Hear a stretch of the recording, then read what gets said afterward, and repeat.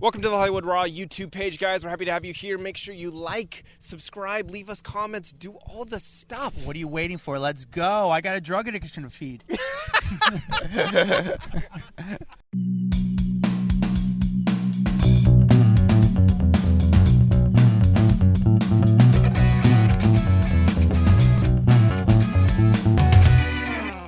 Welcome to the Hollywood Raw podcast. I'm Dax Holt. Over there is Adam Glyn. We are going to do something fun today. We did this a couple of months back. We did a Ask Us Anything where we basically put up a question on our private Facebook group called Off the Record. We said, hey, we know that there's a lot of questions you guys want to ask us. This is the best way. Put the questions here on the private Facebook group. We will then take those questions. We will build an episode and answer all of those questions. Like we said, there's nothing that we won't answer. So, and I don't know if it get anything like legal wise. I don't know if I can answer. All right, so let's get the first one. No, I'm just kidding. Okay, so did I just screw that up? No, I think it's funny. Okay, so we're gonna just leave that in. All right, let's do it. Yeah, first we're gonna read a review real fast, and then I just want to jump into this. I'm so excited. I'm always curious because after our first episode, so many people hit us up like, "Oh my God, I need you to answer this. I need you to answer this." And I put the post up in the Facebook group like a day ago, and there were already like over 40 questions instantly. So we're going to jump in. All right, here is our review. This was on Apple Podcasts. It's 5 stars from GGVF. And it says, I have to tell you how much I enjoy your podcast. I heard you on Juicy Scoop and subscribed right away. You both are so good together and honest with your opinions. Good stuff. Aw, thank you, Gigi. Appreciate it. Yes. Thank you. I mean, Gigi. we literally, we do this honestly for you guys. I mean, it's funny how when we first started this, it was, Adam and I having fun. But then like what fuels us to continue doing this is the private Facebook group. It is these reviews. It's people's feedback letting us know that they're enjoying it, they're having a good time, and that people are actually listening out there, which still kind of blows my mind that people want to hear us talk.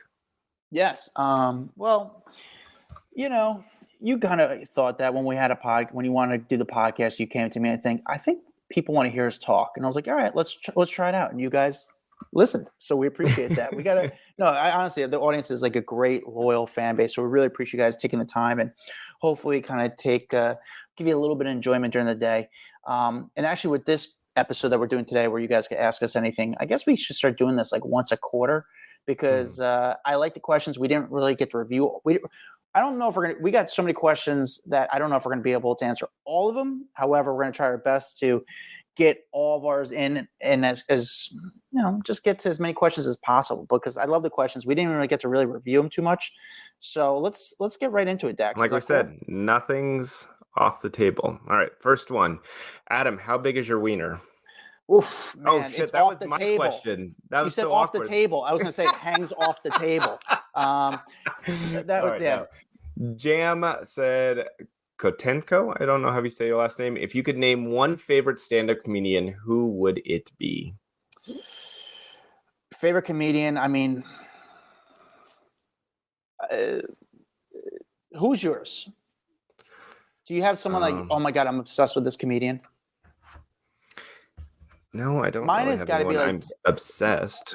Yeah, I would say like my favorite I love Seinfeld, like old school. I love like watching Seinfeld, even though he's like not like a likable guy, but I do respect him just because he was a big part of my childhood, I guess, during the Seinfeld days on TV. I loved Seinfeld, so I love watching Jerry Seinfeld. Dave Chappelle, I like.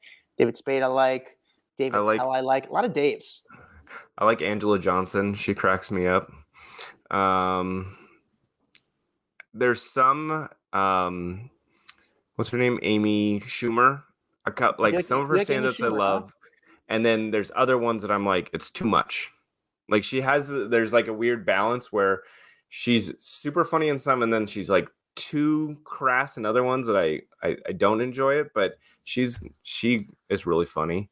My beef with Schumer is when she was coming up, before she became like Amy Schumer, I used to shoot her all the time. In fact, I used to train camera guys on her. I would say, all right, listen, here's Amy. You could we're going to interview Amy. You could practice your interview on Amy. So we would do practice interviews on Amy Schumer. Mm-hmm. We'd be like, all right, ask her this. And she'd play along with it. She goes, oh, this guy's practicing. Okay, let's train together. Like she would help train. I mean, now all of a sudden, and then I was on a red carpet. The red carpet was actually, I think it was the Time 100 most influential people. Remember when she was behind Kim Kardashian and she fell on the red carpet and became this whole big thing, Amy Schumer? It was at that event. And I'm standing there on the red carpet thinking Amy's walking down the line doing interviews to all the reporters. And she gets to me and she goes, hi, I know you are, but I'm not going to talk to you, and moves on. I'm like, are you fucking serious? Like, That's weird. I was so upset. I was like, Amy, like I was in some ways, and I thought in the way I took it, I mean, I wasn't the reason why she became successful, but I was a small part of building her up to become the successful. Amy brand. Yeah. And some people really remember that. John Cena, Kevin Hart, they've always been good to me because I've been good to them. And Amy Schumer was not. So I wouldn't put Amy Schumer as one of the. I like Sarah Silverman. I think Sarah Silverman is really so funny. Dude, old Lisa Lampanelli videos literally make me cry. I laugh. You're into female comics. Look at you, Dax, trying to go after our audience and win them over. I love Lisa Lampanelli. Literally, dude, her old shit. I would be crying, laughing so hard. So when I became friends with her, it was like such a fun day in my life because she would make fun of me and make me laugh so hard. I love Lisa. I love Chris Rock. Chris Rock is always got like a really good angle and some perspective on stuff. His last specials I thought were really fun. We're going to be on this forever. We're moving on. One other person there, Adam Sandler, just because he's just so funny and it's just dumb, fun humor. I went to go get Remember how he's got a tour coming out? Yeah. I went to go get tickets. Holy crap. It was like selling out so fast. And then it got to the point where like the only tickets left were like crazy expensive. And I'm like, I can't afford to go see like for $400, like a ticket. No, thanks. Here's the trick, especially, I mean, you have to go out to LA to it, but like he does these little pop-ups in LA at these small venue. And that's like a great place to see him where it's small and intimate and there's not, that's the trick. Again, I've been very fortunate being in New York City and get to know the comedy clubs here. I got to see some of the biggest comedians out there in front of like 30 to 100 people. So to go see him in that kind of capacity doesn't really do it for me, even though I did just see Dave Chappelle at the Garden. But like I saw Ray Romano perform recently. This is one question, bro. You realize we have like 40 more to go. Excited. Thank you, Jan. All right. Kara Cooper, what celeb is the most different from their public persona? Like who is nicer or cooler than people would think? I mean, I think that's Paris Hilton, 100%. Paris is one. She's ditzy, thinks that she's dumb. She is smart. She's savvy, very kind. I always talk positive about Paris Hilton. Kim Kardashian, I put in that too. I'm going to throw some other names out there. I'm trying to think of some other names because, again, these are the first time I saw these questions. Ozzy Osbourne, very nice guy. Nice to people. For something about him, I thought he'd be like an angry, kind of dark person. But he just so happens to be a very, very cool, nice guy. You know who I saw the other day too, who's actually a really nice guy, was Peter Gabriel. Nice guy. Legend. I know that's singer. I'm trying to think if there's any other people who's much. Is there one that the audience that the people generally had a feel of this person who's a lot nicer person, a lot as good of a person in.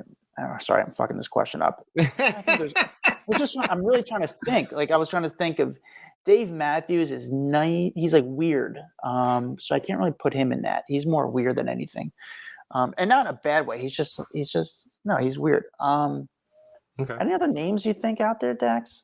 I think Adam Sandler is a very sweet guy. I know I said him before, but I think Adam Sandler. He also gets a little. He's nice, moody. But he's very sweet. Yeah, I've seen him get moody, but he's moody to like paparazzi and like the autograph guys. But to the general people, he's very sweet too. Like he's not. There's like a charm to him. Like he wants to please people. All right, moving on. Phil Jones, our buddy Phil, he said, I know you've both done it. Biggest name screw up you've done when talking to a celeb. How'd they take it? How long did that constantly live or replay in your head? I mean, my biggest one was probably,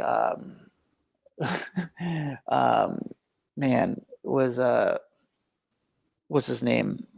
Ethan Hawke. And I kept calling it, and I thought it was, our friend from Sugar Ray. I thought Oh, you thought it was Mark McGrath? I thought it was Mark McGrath. And I was like, Mark. And he goes, I'm not Mark McGrath. Like, I was following him down the street. He's like, Mark, dude, it's me. Dude, Mark. And I was literally following him for about a half a block. And then he goes, I'm not Mark McGrath. And I was like, oh, and this wasn't even like, actually, it was on camera. And I was like, oh my God, Ethan, I'm so sorry. Like, it was so genuine. And I think maybe he knew it was genuine, but it really, I thought it was Mark McGrath. That's how much they looked like that day. Funny. Other than that, I don't think I really screwed up too many people. I'm pretty good with calling people by the right names. And like last week, I saw a rapper outside an event, and good thing I didn't call him by the wrong name, but I thought it was someone else. And then when it came out, it made sense. I looked at someone else mentioned. I was like, oh, you wouldn't know who this is. There was a rapper by the name of Joey Badass, but I thought he was another rapper. I thought he was Rich the Kid. And luckily, I didn't call him Rich the Kid because that would have been really, really uncomfortable. So I don't remember messing someone's name up, but I do have a moment that just lives in my head. And I think it was when I was on the red carpet interviewing Pam Anderson, and I grabbed her arm thinking like, I'm like talking to her, and I just grabbed it too hard, and she like recoiled and was like, ow! And oh, no. Like seemed like she was hurt. And that moment lives in my head just because I was like, oh my God, did I just hurt Pam Anderson? Like I was trying to talk to her, and like maybe with all the commotion, I grabbed her harder than I should have, and I shouldn't have even touched her in the first place. And so that one lives in my head. So funny? I did that later. I did that to Oprah last week. I got interviewed Oprah and asked her a question, and asked her about the talk shows. I asked if she thinks talk shows are like sort of like a dying platform. Like, are they still relevant talk shows? And she starts to answer. And then she starts to walk away, and I grab her hand. But I didn't grab it tough. I go, but Oprah, would you go back to doing a talk show? And she goes, no, I passed. And I held her hand, but I didn't like squeeze it or pull her towards me. I just kind of like, wait, Oprah, hold on. Let me finish up my question with you, because that's what I was going towards.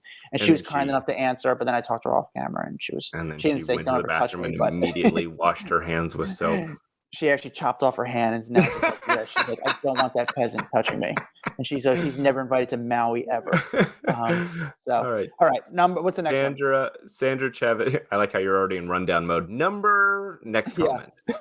Sandra Chavez says, have you ever walked away from an interview thinking they're dumber than a box of rocks or smarter than you thought? Okay, I'll tell you smarter. Farrah Abraham, when we had her on, I thought she was way smarter than I expected. Yeah. And I'm going with perception. She comes across one way, and I feel that her talking, she was intelligent. She knew what she was doing.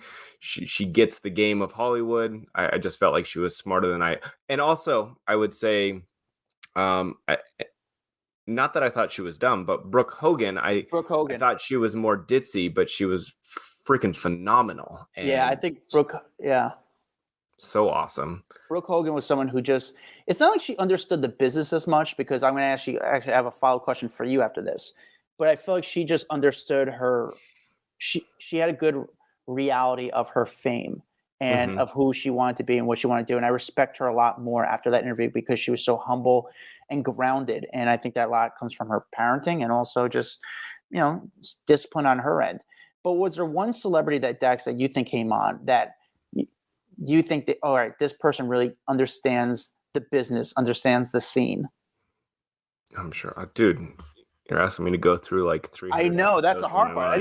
I should have reviewed these questions beforehand. Someone who understands the business. I mean, maybe honestly Kelly Osbourne. Okay. Like she was just real. I don't She's like, disagree with that. I mean, Larsa Pippen, I think, really understands the game of Hollywood and gave us a fantastic interview. I don't know, man. But I'm trying to think who came on and was dumb. I don't remember feeling like we had someone on here that were like, oh, God, that was terrible. Other than maybe someone that just was rude. Like Cheryl Burke, I felt like was just kind of rude. Yeah, I would think she was rude, but I also think, I wouldn't say she was dumb, but you know what? Fuck it. I think she did a dumb move by being an asshole. Like, what are you doing? Yeah. And I thought that was dumb on her part. So was she an idiot? No, but she made a dumb mistake. I was like, what are you doing? Like, people are going to listen to this. Like, it came off rude, which is just a dumb thing to do. I get it if you're tired and stuff, but Yeah. it was just awkward. I remember asking her where she lived, and she's like, why? Like, no, relax. Yeah, like I'm chill. not coming to your house, lady. All right. Yeah. Ashley Reyes says, are you allowed to talk about why you left TMZ? I know you try not to talk too much about them because I know why I stopped watching. I was so freaking happy to find y'all had this podcast, though. Ashley, I'm pretty open about why I left. I was there for 12 years and my time there had kind of run its course. I was ready to do something different. I didn't feel like I had I was at kind of like the top of my game there. I was doing everything. I had a great time. And then my life had changed a lot. When I first started TMZ, I was like fresh out of college. I didn't have a family. I wasn't married. I didn't have children. I didn't have any of that stuff. So my life was TMZ and devoted towards breaking news stories. And it didn't matter what time of the day it was. And I was always jumping on the computer. And then over time, that grind became very difficult for me. I was driving back and forth from LA. I would get home. I was missing kids' performances at school. I was missing soccer practices. I was missing a lot of my kids' lives. And so for me, I didn't want to do the drive to LA anymore. I wanted to try something else. And so I exited because that was just, it was my time. My time had come, and it wasn't, there was no bad feelings. I left on very positive terms with Harvey and everyone there. So nothing scandalous whatsoever. They had a big going away party for me, and Harvey did a big like champagne toast to my time there. So like it ended well. I nothing negative to say there. That's nice of you. I mean, do we have to go into it with me? Do I have to answer? You choose what you want to say, dude. I mean, listen, I didn't end on good terms. They let me go, but my contract, they kind of let me go, and it was unfortunate. They hired a guy to become my boss, and they messed up. I mean, and the guy took credit for a lot of my work and my interviews. I mean, I remember running to Ronda Rousey on the street and get this great interview with Ronda Rousey. And the guy said, yeah, the only reason you got the interview because I told her to talk to you. I was like, no, you didn't. I literally ran into her. Like, she wasn't expecting me. We ran into each other. I have a relationship with Ronda Rousey. And this guy just had it out for me. The guy was a complete idiot. And I went out to Vegas. I took vacation days. I wanted to go out to cover the Conor McGregor versus Floyd Mayweather fight, which I started. And I wanted to go cover that fight in Vegas, which they were sending camera guys out to. And I was the number one camera guy. I was there. I was the number one camera guy for years. I mean, I crushed it. Quantity and quality videos. I changed the game, but I wanted to go out there to cover it because they were sending other camera guys, and they would not send me out. I go, why would you not send me out? Like, everyone here knows who I am, and they wouldn't send me out. So I took vacation days and just went out to go. I paid for it myself. Went out there and went to just go experience it because I just want to experience the fight. I paid for everything. And I came back and they said, yeah, you're no longer kind of welcome here. And they said I used the company's name, which is like, what? They told me that they were not letting me, they were letting me go because I went out to Vegas. I was like, I took vacation. Like, you're telling me I couldn't go out there? Mm-hmm. But even before that, I just knew like the time things were turning. They were just people were not being nice to me. I remember I took a sick day. And on my sick day, I posted an Instagram story of like an old concert I was at. And I had the guy, Charles, wrote to me and said, hey, I'm glad you're feeling better, that you're able to make it some concert. And I had to send them a video that I was in bed. Like, hey, man, thanks for checking my Instagram story. Like, I'm just sitting home doing nothing. But they were just, I felt the days, they just turned on me out of nowhere. And it's unfortunate. And honestly, it was probably the best thing for it because, I don't need to, I think you kind of see what kind of people they are. So. Okay. Allison Bialis says, who are some celebrities that dated but never made it to the mainstream news? Ooh.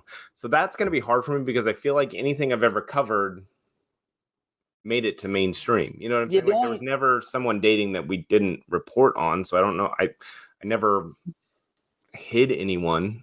Yeah, any relationship. I don't really know if I mean, I knew some people dating before it became public.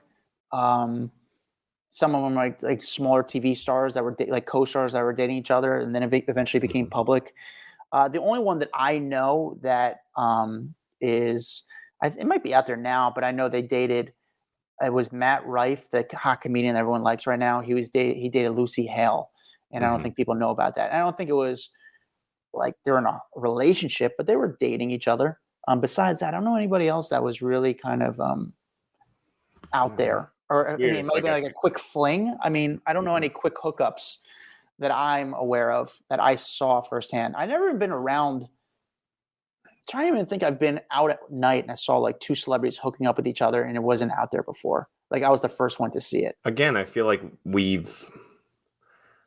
just because of the nature of our business, we're once we find out, or it goes out to the public. Like that's just kind of the business we've been in. Yeah, but I'm also just trying to think of two celebrities who dated, or have I ever been around and I've been out in the nightlife scene or been out at night and saw two celebrities hooking up that nobody knew about. Like Mhm. I'm the one who caught them like dating or something like that. I don't think so. I'd have to really think about it. Or nothing comes to mind. Again, I'm almost 40. I've been going out for 20 years. So it's All right, should we move on to the let's move next on. one? Yeah, move on. Yes. All right, next one says, this is from Courtney. Have you ever regretted or felt really bad about releasing any story? Have you ever interviewed in a situation? Okay, well, let's get to the first question. Have you ever felt bad about releasing a story?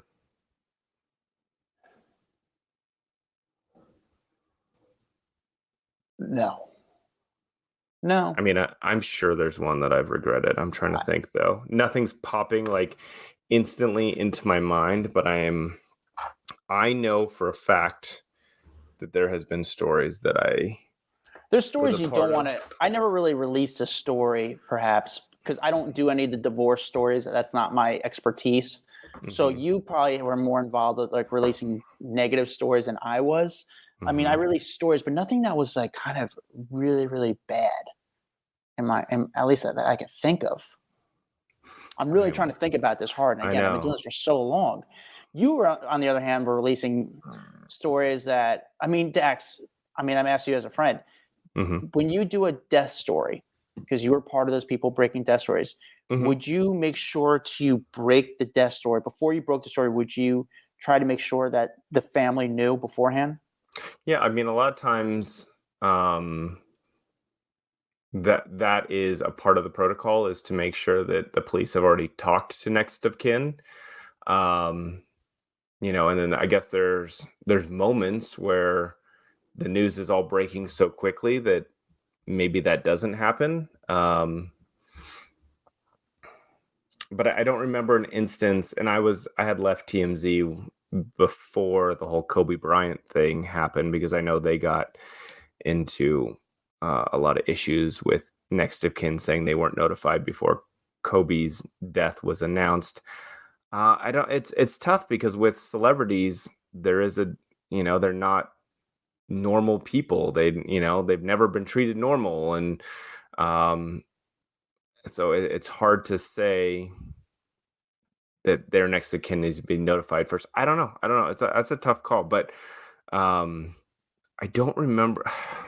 God, I'm like racking my brain. This is such a freaking good question. It's a great question. It's And I not your fault. know, It's and I just know that I've had stories where after the fact it just felt weird or awkward. Yeah, okay, I'll go back. I know it's not necessarily a story, but maybe images.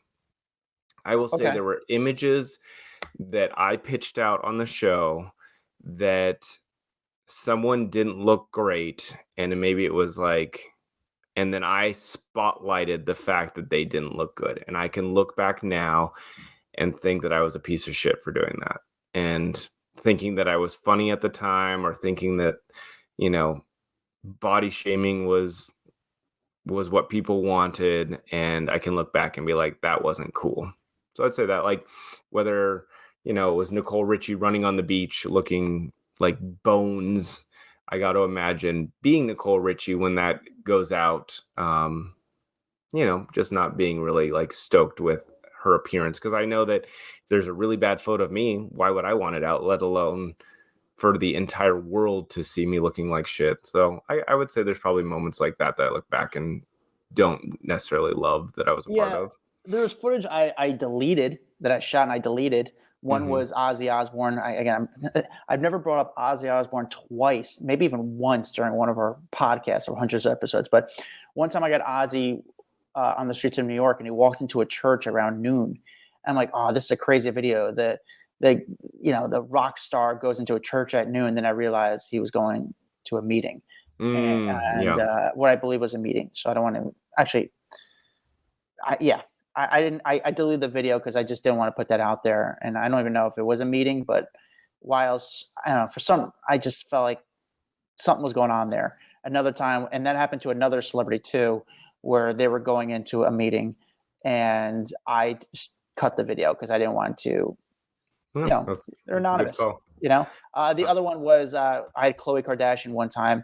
I asked her a question that it was my fault. I've said this story before. I asked her, and this is when she was with Lamar, and I asked her at the time she was doing a radio show, and it was kind of like an explicit, more sex topic radio show. And I asked her what was the best celebrity sex tapes in her opinion, and I completely forgot that Kim made a sex tape. But I was curious, and then after I asked the question, Lamar got pissed, and I went up to Khloe and I apologized and I deleted the video. And I said, hey, I asked a question. This is why I asked the question, forgetting about how that might kind of strike a chord with you. And I really apologized and I deleted the video. And she was she was super sweet about that. Very nice. And it was a mistake on my part. So that's the only time I didn't release the story, but I felt bad of the situation. The second part of Courtney's question is, have you ever intervened in a situation with a celebrity, like call an Uber for them because they were trying to drive drunk, stop the fight, etc.? Have you ever been involved with that, Dax? No, not really. No, the only thing I did, actually about a year ago, I was in LA and I was at Craig's because I wanted to check out the Craig's scene. And Kid from Kid and Play, random, comes out of Craig's, and I start putting the camera on him. I start shooting him, and he's wasted. Like, he's able to walk, but he's slurring over his words. He's just not making sense. And everyone's watching me try to interview this guy, and they all realize, dude, you're filming this guy. He's wasted. You're not going to have a good conversation. And it was just Kid from Kid and Play. And I just put the camera down. I was like, all right, this is stupid. Like, this guy is just clearly wasted. I did have one time, I didn't intervene by any chance, but like Michelle Rodriguez, she wasn't drunk, but she comes out of an event. This must have been 13 years ago. She comes out of an event. It's a Friday night, and there's a few fans there, and we're in the West Village. And she's talking to me, and I'm interviewing her. I already interviewed her, and she's talking to me. I'm talking to a few people, and she's trying to get a car ride home. And I don't know if she's drunk. She's trying to get a taxi, and there's no taxis. I said, "Hey, Michelle, if you want, I'll give you a ride." And she goes, "Really? I don't mind. I'll give you a ride. Like, I drive at the time. I don't think I was driving a Honda Accord. I think I was driving a Nissan Altima." And by the way, if you hear the dings, it's my dad sending me TikToks. My dad sends me TikToks all day long. So it's funny. So I'm talking to her. I already volunteered to give her a ride home in my Nissan Altima. And this bougie type guy was leaving the party, and he sees her kind of hanging out in her trying to wait for a car, look for a car. And he's like seeing that this is his in to get with, or trying to get involved with Michelle Rodriguez, kind of get to know her. And he goes, "Hey, I have a car service picking me up, and I have a car if you want. Like, my car service will give you a ride home." And she's like, "No, I'm going to take a ride home with this guy." And I was sitting there with my camera and sweatpants, like, "Oh, me? All right, hop right in." And she wasn't drunk. And then I gave her a ride home. She was super nice, and we had this moment together. She was great. She was really cool that she sat shotgun in my car, riding some bougie car service. But as far as helping a celebrity because they're wasted, I don't think I ever really helped a celebrity when they're wasted. I mean, it depends on the size, because usually there's people around them. I don't know. Not saying there was one moment. I never stopped a celebrity from driving drunk because I've just never seen it. There was one moment I remember I was backstage at an awards show years ago when Hayden Panettiere was on Top of the World, and she was on Heroes back in the day. Do you remember that? When she was literally like the biggest star in Hollywood because Heroes came out. She became super famous, and I want to say she was like, I don't know, teen at the time. She was underage for sure. I had my camera in my hand, and she was drinking backstage at that award show, and I never took the photo because I was like, oh, I don't want to be a part of ruining someone's career because they're underage drinking like that. And I left it alone. So I guess maybe that. I didn't release that story. Yeah. Yeah. All right. That goes back to it. Let's move on to Christina's question. Christina Osberg Anderson. She wrote a bunch of questions. I want to just go to the first one right now. Who is the most handsome, attractive street journalist you know? And the one where even the celebs would sometimes do a double take or get flirty. I mean, you're talking to him. It's Adam. Yeah, I think you're just fucking with me now because I'm pretty much the only street journalist because it's a fake title I gave myself. So, but I don't think anybody's ever really given me a double take. You get flirted with. People love you. So I would say Adam is the most handsome, attractive street journalist I know for sure. Here's a good one. Who is the best earning street journalist and why? Me. Just because I'm the only street journalist. If you want to go to like paparazzi, yeah, I mean, and trust me, it's not much. I promise you, it's not much. But who's the best earning street journalist to your knowledge and why? I mean, if you want to go to paparazzi, if you're calling paparazzi, and I'd say who's the best earning street journalist to your knowledge? I mean, to the guys that do what I do, I don't know. I'm very niche, so there's not many people that do what I do. When it comes to paparazzi, I have a few friends that do very, very well. They work a lot internally with the celebrities. They do a lot of their setup shots, and they've been doing it for a long time. I think it's also the guys that get the biggest stories. Like we've had Jessel on the podcast before. Jessel's crushing, yeah. He gets huge, like he doesn't work on just someone walking down the street. He works for weeks on getting exclusive, massive shots, and then makes a ton of money off of it. So I'd say he just did a photo this week with Halsey and her new boyfriend, and they're great photos. So I mean, as far as street journalists, because that's the title I give myself. I mean, it's just probably me.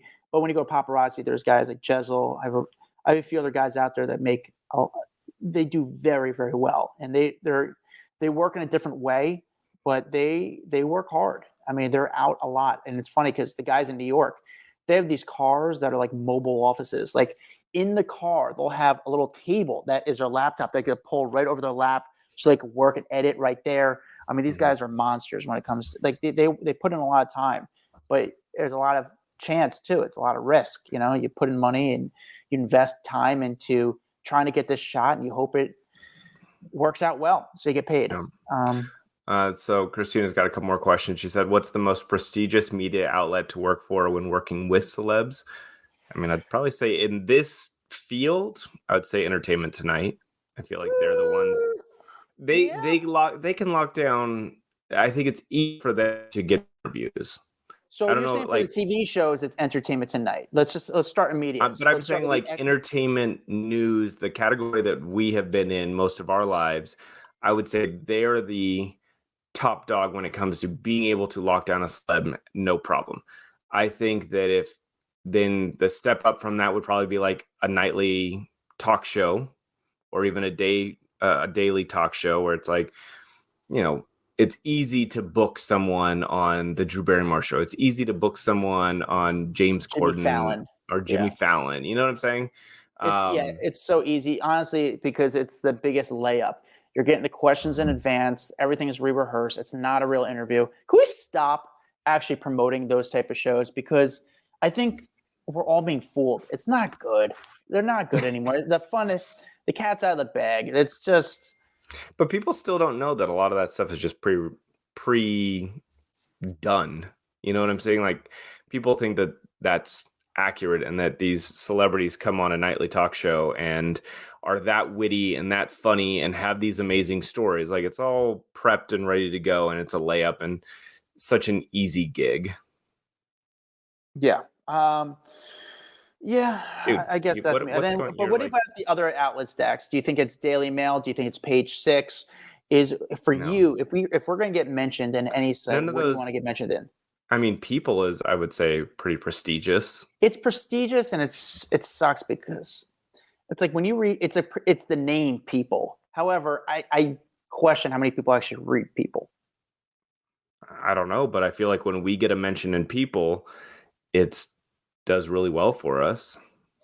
Yeah, I guess so. It's been around for a long time. All right. Do you want to keep going with her questions, or do you want to move along because we're running out Let's of time? see. Yeah, let's see. Hold on.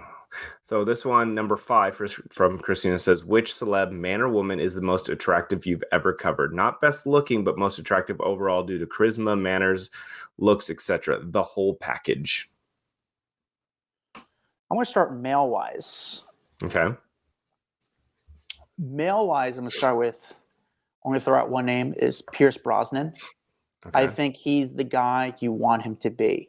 He really is James Bond. He really is this like suave, kind of very together, like good posture when he walks. He's just he is Pierce Brosnan. Like his name fits him, if that makes sense. Okay.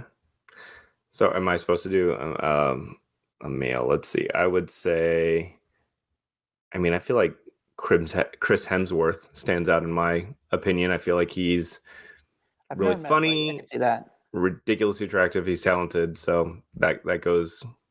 There's my man crush there. For woman, I would say the overall package. But Honestly, my favorite person is Pink. I love Pink. Like she's my favorite. I love her personality. I love her charisma. I love her badass attitude. She's crazy talented. She's fun in interviews, not so fun in street interviews, but but she to me is like my favorite celebrity. I would say Rihanna because she always looks great and she's just cool. Everyone has like nice things to say about Rihanna. As far as I know, like she's got it. She's got charisma. And also Miley Cyrus has insane charisma. I'm telling you, Miley Cyrus has that. She's got such charisma. There's the energy changes in the room. It's something about her. Like she's super confident. At least she might say she's not always confident, but when you meet her, she's very confident to who she is. But she just owns the situation. And she, in my opinion, has a ton of charisma. I like Rihanna. All right. Yeah. Megan Nicole says, have you ever been told or warned by a celebrity's handler about what not to do prior to meeting or interviewing the celeb? Oh my God. Yes. Yes, 1,000 times over. There's so many handlers, PR people that will give you a rundown or a list of like, do not ask about this. So basically all the interesting things about the person that's newsworthy, don't ask about them. Yes, I've had that happen. I had like Katie Holmes. Like Katie Holmes is one of those people. Like they didn't tell me from the like right away, but they said, "Don't be stupid." Like kind of like they didn't say "Don't be stupid," but don't be a dick. Mm-hmm. You could talk to Katie Holmes. Just be nice, and I was nice to her. But I'm thinking, don't ask for Tom Cruise. Don't ask Scientology. I think that's sort of like an understood thing. Hey, you want to talk to her? Just don't be a dick. But a lot of these PR people, like that is the first thing when someone goes out on a red carpet. As they're walking down the red carpet, their PR person is one interview ahead of them telling the reporter, don't ask about the DUI arrest, don't ask about their dating life, don't ask about their kids. And they just do that. And so by the time the celeb then makes it to them, they've got their list of things they cannot ask. But that is super common. Megan then kind of followed up and said, if so, or no, here we go. What is this? So example, something other than not asking a specific question, like do not touch or shake hands with Howie Mandel due to him being a germaphobe, or Mariah only being photographed from a certain side. So, having kind of like rules. I remember when I went to the Ellen show, they were like, do not hug Ellen. Do you remember? I don't know if you ever heard that. And they would say that she has a bad back. So even though people come down from the audience and are excited, they're like, don't touch Ellen. Don't hug her. Don't jump on her. Walk up to her, basically say hi. So you'll see it on the show. If you ever watch back old episodes, you'll see someone super excited come flying down from the audience, and they get to Ellen and they're just like, and they stop because the big rule is do not hug Ellen. Yeah. I mean, with Bill Clinton, he's the only president where I think you actually be on the block when he walks around. Like Obama, they clear the street. George W. I seen once, and I didn't really get too close to him. But Clinton's the only one who actually walked the street. And the Secret Service will tell you, like, just don't go up to him. If he comes, he'll probably come to you if you like have your phone out, and, like, you want a photo with, or just want to say hi to him. He'll come to you, but they say just don't go up to him. And I think that's just a safety thing. As far as celebrities getting shot wise, one time I had Paris Hilton, and I interviewed her, and she was walking in the meatpacking section of New York City. She goes, hey, can we do it again? I was like, yeah, sure. And I deleted the video, and she's like, I just didn't feel good there. I wasn't like ready. And I was like, yeah, sure. So I cut the video and reshot it. But I respect that. She was very sweet. I love Paris. I think she's unbelievable. I think she's awesome. And I just hope people treat her well. All right, let's move on to Teresa. Dixon has a question. Has any of your media been used in court? I mean, I'm sure things that I've purchased in the past have been used in court, like, the Rihanna beat up photo or Michael Jackson stuff. I know things have appeared in court, but not necessarily because I took it and it needs to be in court, but just because it became popular or relevant in a court case. But again, that doesn't mean that I took it. It just means that maybe I secured it for TMZ. Yeah, I don't think, not that I know of footage wise. Sometimes I think people use the footage for not in court, but for their own kind of bring attention to a court case. And for example, like I did this one thing, and I didn't feel good doing it, but I had to cover this Halloween event, and this was years ago with Danielle Staub, and Danielle Staub was going to the party, and I had to shoot Danielle Staub going to the party, and she was going to get served papers, and they wanted that to be on camera. And that goes back to one of our prior questions. Do you ever do anything that you didn't want to do? And I remember doing that. Like, it's not a good moment, when someone's about to be served papers and they wanted that part shot on camera. And it's a bad moment for everyone. Yeah. It's embarrassing. It's not good. It felt really mean, honestly. And I look back and I was like, yeah, that was really mean. But also at that time, I didn't really have much say. Yeah. All right. Angelica Violet says, what celebrity has disappointed you most? Like, was horrible to meet in person, or someone you love but heard a lot of horrible things about? Ryan Reynolds. I think when I met him, maybe my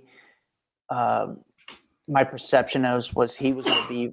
I thought my perception of Ryan Reynolds is he was going to be Van Wilder. He was going to be the guy from Just Friends. Instead, he was the exact He was opposite. the Dax Holt. Yeah, he was Dax Holt. I was like, yikes.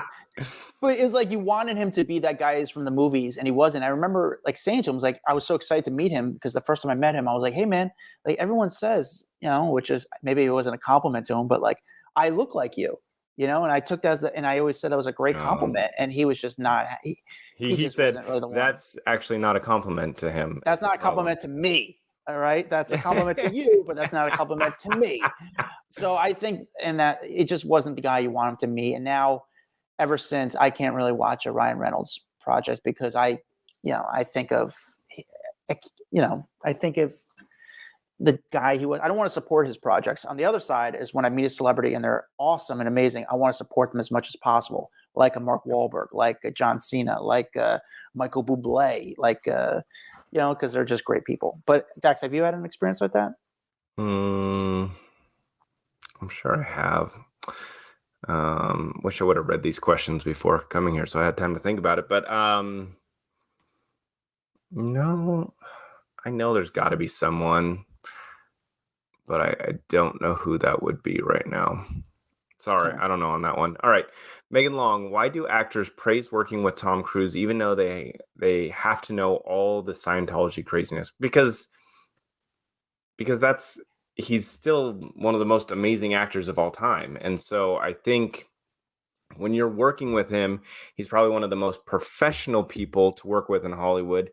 He's very good at his craft. And so I think people separate the fact of his religion and who he is and the acting side. And so I think there's a lot of people that praise working with him because when they're working with him, they're not talking Scientology. They're not talking about his religion. They're talking about the movie that they're working on and seeing him in his element.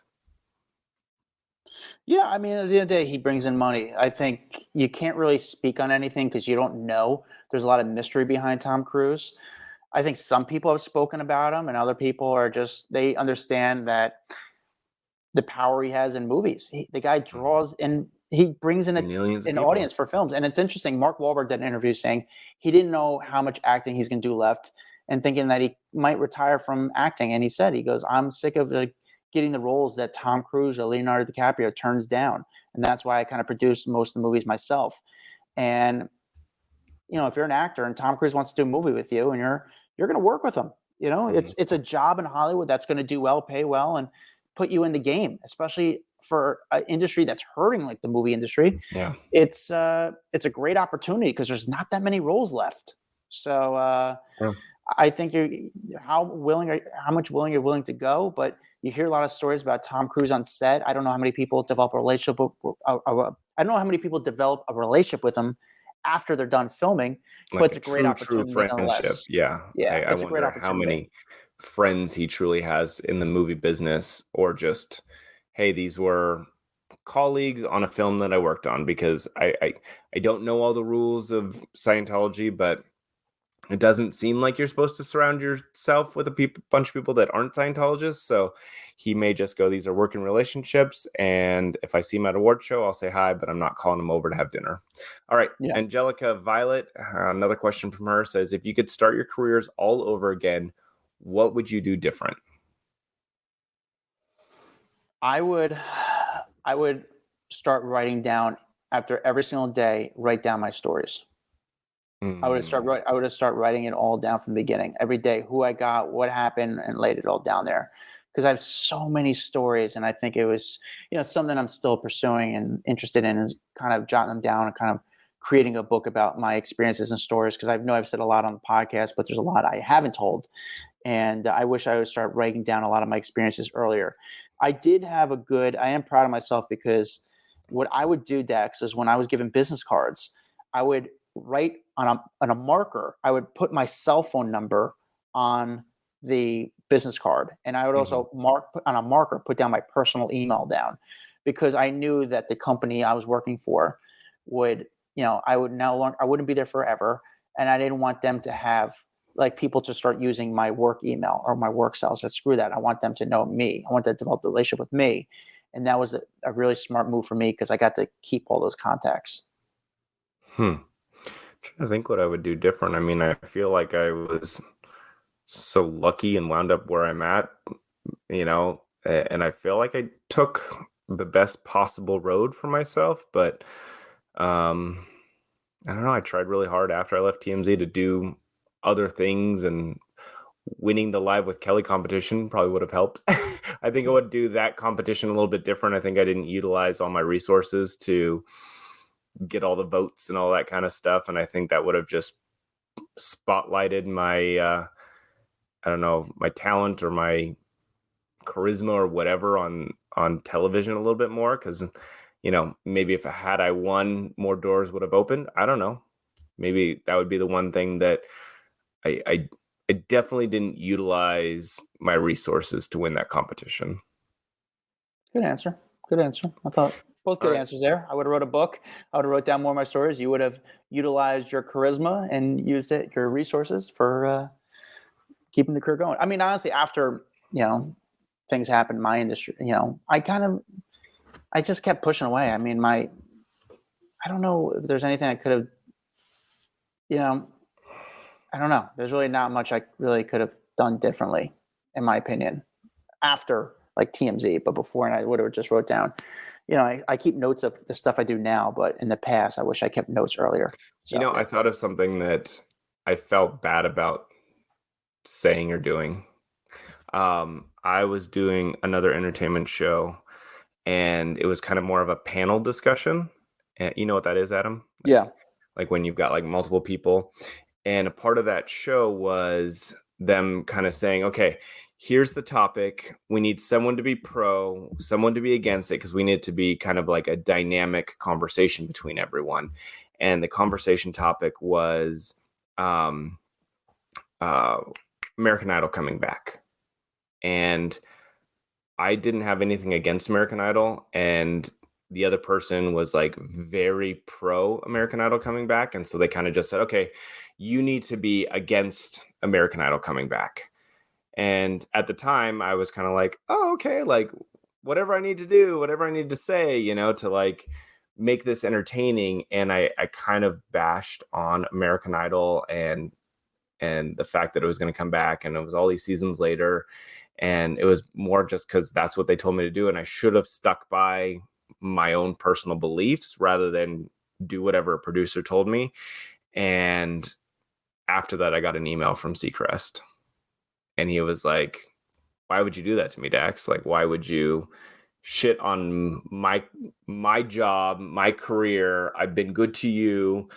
We're buddies. Why would you publicly kind of shit on my stuff? And I think I've always really felt bad about how that all kind of transpired, because it wasn't my true feelings, and I let someone talk me into talking shit, and then it really backfired on me.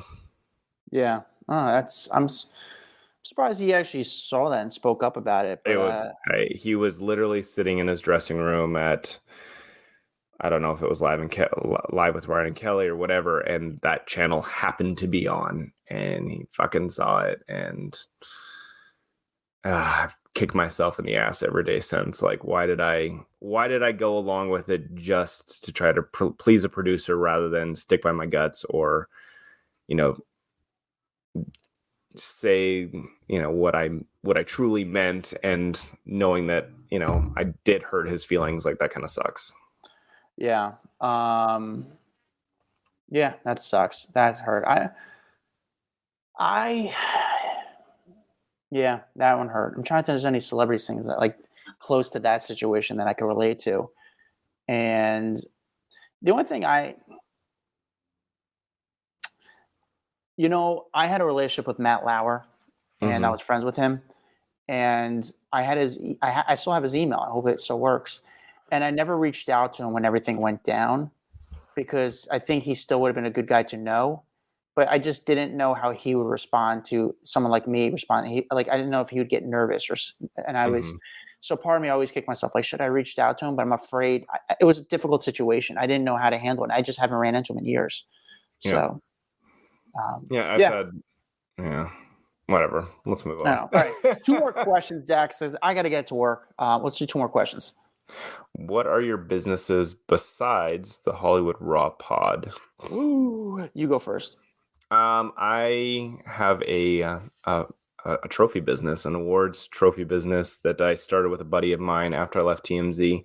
It's called Trophy Smack, and we started in the business doing fantasy football trophies and awards, and then transitioned to big like championship belts and customizable rings and kind of like WWE style belts, but like belts that you could put pictures on and faces, and you can make it really for any occasion. We do a lot of belts for around the country for Home Depot and all these different businesses, top salesman belts and stuff. And it really blew up. We did Shark Tank, and my business partner and we partnered with Mark Cuban, and that business has done really well. So that is my full-time job. You know, when we're not doing the podcast, I have an office here in Orange, California, and that's where I'm at every single day, is walking around, and we've got, a really good, awesome crew there. It's just not something I would have ever pictured myself doing after TMZ. Like, I thought I was going to stick in the entertainment world and continue reporting and being on television. And I found myself after TMZ, like running an engraving machine in my garage, and building trophies. And then it's just funny that transition. And so Hollywood Raw, I feel like, keeps me connected with the celebrity world and entertainment and stuff that I truly, truly love talking about. But the rest of the time, when I'm off here, I'm talking trophies, I'm talking awards, I'm talking fantasy football, and so many different things that the two audiences definitely don't cross over. What about you, Very sir? Cool. So when I'm not doing the Hollywood Raw podcast, I'm an undercover CIA agent. Find out people who litter. If you spit on the ground, I will find you. Now, besides the podcast, I I run around the streets of New York City, mostly New York City, and I do celebrity interviews and I license them to different media outlets around the country. But most of the time, I just monetize it through my own YouTube. And I work also on retainer for a few different outlets and sites where I kind of help them with their content, more like a consultant, but also create content for them for a few entertainment, for a few like pop culture entertainment websites. I also am a reporter for, I guess, I don't know, like I don't know what to call it. Like I'm a reporter for New York Post, and I do stuff with Daily Mail. I do some stuff for them where I kind of work on the side for them. So I do that. Besides that, I also get brought on as consultant PR work because of my black belt in dealing with the news and the media and PR. I get brought on for a lot of PR work to kind of give my thoughts or opinions or help people, celebrities, businesses, etc. Besides that, I also work with from my background from working with celebrities and whatnot, I started working with help out with a cold plunge company. So you know how jacuzzis are, they're small, meant for like 4 people. Cold plunge is like the hottest trend and comes to recovery and health and wellness, and people go in these units that they're really expensive but they're awesome, they're incredible, and you go in there and you jump in the cold water and you get a lot of benefits. And I do a lot of their kind of celebrity branding. I connect them with celebrities and get to I connect the brand with celebrities, and the celebrities post about it, and I do that on the side. It's kind of like I fell into it, and it's been kind of cool. It's been kind of cool to be a little bit of value. I will say this though, from working with celebrities, whenever they say they're going to post, they never do, and then you become bothered to. I'm like, guys, you said you were going to post within 30 days. Contractually, legally, you said you're going to post within 30 days, and then I have to be the dick, like, guys, what the fuck? Why didn't you post? Why? And then they think I'm the jerk. I'm like, no, this was the deal. So that's what I have to do. I hound celebrities to make sure they post after they said they were going to. So funny. Yeah. Right. One more question, Dax. One more question. Sarah and Gwyn, would you recommend this career path to your younger self? I don't know. I still have fun. I still enjoy it. So I would just the only thing I would advise is keep having fun, but also keep focusing on new and different ways to monetize it. Mm-hmm. I would say yes. I would say to my younger self, go down the path you went down. You're going to have a lot of fun because I've met so many amazing, fun, interesting people. So many doors have opened up for me from being on TMZ and getting to know people, and this relationship even with Adam, like it's all because of TMZ. So yes, I would absolutely recommend going down this path again. I think there'd probably be some things that I'd change about those days, but for the most part, I would say, yeah, go down it again, but stay true to yourself and stay positive. Because when I first started TMZ, I thought the Perez Hilton style of like ragging on celebs and bashing them was kind of the way to do it. And I quickly learned like that's not the way to be. And so I changed my persona and I became the nice guy and had a lot of fun and tried to make stories positive or have a fun spin. And I would probably say to myself, like, that's what you want to do from the beginning, because at the end of the day, once the cameras go off, you still have to walk around in public around these people, and you don't want to be ashamed or feel bad about the things that you've said about celebrities.